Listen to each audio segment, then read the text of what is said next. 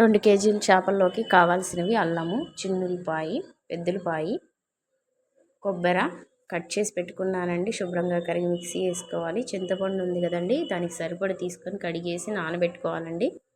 తర్వాత చేపల్ని పసుపు, ఉప్పు వేసి శుభ్రంగా కడిగి పెట్టుకోవాలండి. కడిగిన చేపల్ని మసాలాలు వేయాలండి. ఇందాక మిక్సీ వేసిన మసాలా ఉంది కదండి, దాన్ని పసుపు, ఉప్పు, కారం తగినంత వేసి బాగా చేపకు పట్టించాలండి. పట్టించిన తర్వాత నానబెట్టుకున్న చింతపండు ఉంది కదండి, అది బాగా పిసికి ముక్క మునిగేలాగా చూసుకొని మనకి గ్రేవీకి కావలసినంత ఉంచుకొని పెట్టుకోవాలండి. నెక్స్ట్ ఆయిల్ వేయాలండి. దాంట్లో కూరకు తగినట్టు ఆయిల్ వేసుకోవాలండి. తర్వాత కొంచెం కారం, దాని మీద కూర మీద కారం జల్లితే టేస్ట్గా ఉంటుందండి. కొంచెం కారం జల్లి పొయ్యి మీద పెట్టాలండి. ఒక అరగంట ఉడకనివ్వాలి. ఉడికిపోయిందండి. ఒకసారి ఉప్పు కారం చూసుకోండి.